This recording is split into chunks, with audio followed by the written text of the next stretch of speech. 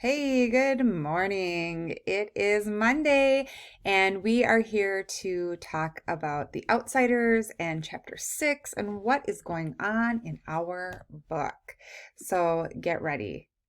It's going to be a wild ride. All right, so today you'll see that in our mini lesson, we're going to talk about pressures acting on characters. And we want you to consider the pressures on the characters in our book, The Outsiders, that might cause them to behave in less likable ways. And we can do that, I think, also by thinking about the pressures that we feel, the pressure we put on ourselves, and the pressure that the outside world puts on us. So it'll be kind of good practice for us. Okay, so when I am thinking about pressure on characters, I want to kind of think about the work we did last week when we were talking about how perceptive readers sometimes acknowledge that a character has less likable traits. It's not always easy seeing all the parts of people. And there's actually this researcher named Pedro Noguera, and he studies teens. And he says that when teens act in problematic ways, it's because they have a lot of pressures acting on them. So when the pressures become unbearable, they can't take it anymore from inside and out, it can cause kids to sometimes be deceptive, destructive to outside, others' property, or even self-destructive, right? And that's kind of what we're seeing with some of the characters in The Outsiders, right? Think about Pony and Johnny. They're on the run from the cops because they killed someone. They killed Bob, right? Johnny murdered him, and he should probably be in jail, right? Or no? Here's the thing. Sometimes complicated characters, you feel certain ways about characters, right? Because you're endeared to them. But complicated characters are sometimes more complicated than they seem. So it's important to see those less likable sides of characters. But we also see Johnny as someone that we are connected to, and we're empathetic to him, and we understand some of the pressures that led him to do this, right? So eighth graders, today I want to teach you that characters have reasons for the way that they act. And it's helpful for you as a reader to think, what pressures might there be on this character? And do these pressures help me to understand who the character is and why the character makes certain decisions and why the character does certain things. So last week, we kind of started thinking about Ponyboy, right? And we talked about a couple less likable traits and some things that he did. And we said, I think that he was disrespectful. And we also said that sometimes he was judgmental. You probably can't see that because my big head's in the way. So he's sometimes disrespectful and sometimes judgmental. And we saw that he was sometimes disrespectful to who he called the greasy girls, right? And maybe a little bit disrespectful to his older brother, Derry, who's just trying to help raise him to be a good person. And then we also see that he's judgmental. He's really judgmental about who Derry is, and he's pretty adamant that he doesn't like Derry. He says that he never has any fun. He could practically be a soc, that he has cold eyes, right? He's not making Derry seem like a super cool guy, right? He's very, very quick to let people know that he doesn't like Derry. And that's kind of weird because it's his brother and it's someone who's taking care of him. So let's ask ourselves the question that Pedro Noguero asks us. What pressures might these characters be under?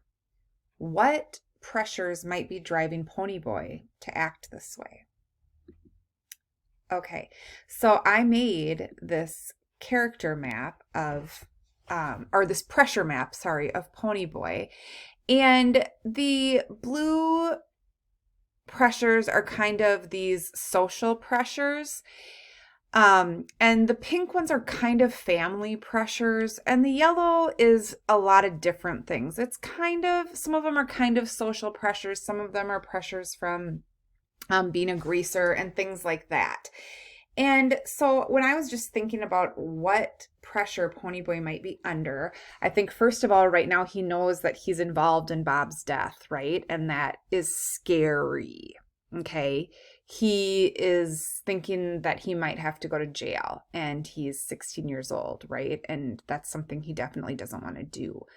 I think he also definitely feels pressure to stick with Johnny because he was part of it and he doesn't want to leave Johnny alone now that they're stuck in the church in Windrixville, right? He's also wondering if it was the right thing to be friends with Cherry and if he should continue that.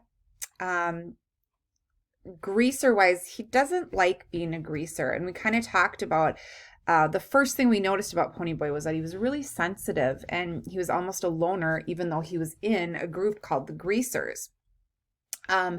He feels pressure, I think, to take care of Johnny because Johnny was kind of the gang's pet, right? So he feels like Johnny needs a little more support than maybe the other people in the Greasers do. He feels pressure because he doesn't like to fight, and he also doesn't really like being a greaser. He's smart. He's good at school, so he probably feels some pressure there, right? And he wants to go to college. And none of the other greasers do. That's not even a thought in their heads, right? Family pressures. He doesn't have a mom and a dad. So there's got to be a lot of pressure on his shoulders to try to make good decisions because he doesn't really have anyone to guide him except Derry, who he feels not so great about. I think he feels a lot of pressure that Derry's trying to make him be something he's not. He yells at him for being a dreamer. He yells at him for not following his rules. And he also probably kind of feels bad that Soda and Derry have to work so that he can go to college and do what he wants. That's a lot of pressure on a 16-year-old when you know your brothers have basically sacrificed their futures for you. Right? You better do the right thing and make some good decisions. And now he's stuck in this place where he made a really bad decision. So when you are starting to think about these things as we read on in chapter 6, you are going to kind of want to maybe think of the different types of pressures that we all feel as human beings, and then of course make it transfer to these human being characters in The Outsiders. Because remember, S.E. Hinton wanted them to be really realistic. So there's definitely work pressure. You guys probably don't have a job yet, but your parents do, and they might come home from work and talk about the pressures that they have at work. I know my family has certainly heard many earfuls of the pressures we are under as teachers doing distance learning right now. You guys know all about the pressures of doing well in school and having to go to school. There are family pressures, right? Pressure that your parents put on you or that your brothers and sisters put on you. There's society pressures, right? So should you act a certain way because you're in a certain group? Do your friends act this way so you feel like you have to act like that? And also sometimes, especially in our book, we have the social pressures of being a greaser or a soc or a girl or a boy or something like that. So you might find it helpful to kind of brainstorm these categories and think of them first. And sometimes it might be easier for you to just start thinking about what is this character feeling? What are the pressures? And then you can kind of group them together if you want to, like I did, or if you just want to put them all over the page and put, all the different groups or all the different pressures anywhere around your character, that's great. Okay. You can do it any way you wanted. I tried to categorize them first, so that's why I kind of have these colors. But then I kind of got stuck and I spent more time thinking, well, is this a social pressure or is this, other stuff or greaser pressure, or are they kind of the same? So I found it a lot more freeing when I just thought, I'm going to think of some pressures Ponyboy feels. So I want you to think about the characters in chapter 6. All right. So you should be thinking about what pressures they might feel. You should be thinking about what the character says or does because of those pressures. And then I want you to jot down those ideas as you read. So when you finish chapter 6, I want you to set up a pressure map just like this in your notebook. So you're going to put the character that you chose to kind of think about pressures on in the middle of your page. And then you're going to put all of the pressures that you can see so far from the book in the around that character. Okay. Now, I know you might not be a super great artist like I am, because look at my Ponyboy. He's like a masterpiece. But you can just put a stick figure, or you can just put your characters' names.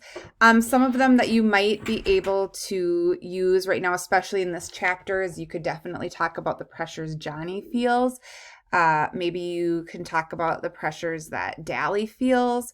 You could talk about the pressures that Soda and Derry feel. You could even kind of go back to chapter 2 and 3 and maybe think about the pressure that Cherry feels, right? So you can do any character that you want, but we want you to just kind of think about those pressures. So consider all these types of pressures in the red, and that might help you to kind of generate ideas too. So when you're done, you're going to open up your Schoology assignment, and you're going to put your work on the digital notebook. And if you are in Mrs. Writer's class, you will submit. If you're in my class, that work will sit and live in your Google Drive until the end of the week. All right, you guys, off you go. Bye. Think about the pressure pushing down on me, pushing down on you. You should look up that song, Under Pressure by Queen. Amazing. All right, bye.